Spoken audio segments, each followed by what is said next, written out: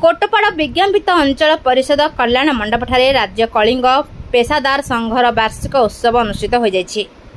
जिला सभापति ज्ञानेन्द्र पट्टनायक अध्यक्षतार आयोजित यह बैठक में राज्य सभापति मनोज दास, उपसभापति वासुदेव बराड़, राज्य संपादक राजकिशोर स्वाई अतिथि भाव जोग बेले मुख्य अतिथि भाव में कोटपाड़ विधायक रूपू भत्रा, सम्मानित अतिथि भाव एनएससी अध्यक्ष शंकर राव प्रमुख जोग देथिले। संघर आवाहक भवानी पाढ़ी समस्त सदस्य मानक धन्यवाद अर्पण करथिले। अजित पट्टनायक और सनातन दास प्रमुख मंच परिचालन करथिले।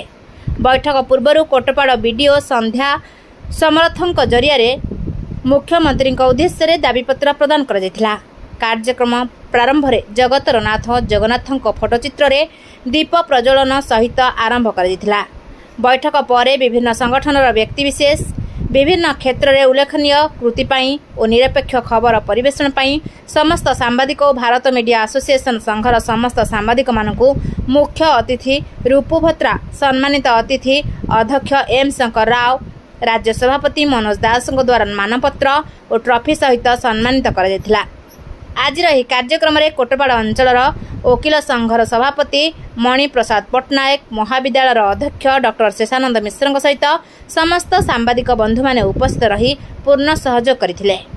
कोटपाड़ू विजय कुमार मिश्र रिपोर्ट, प्रयाग खबर।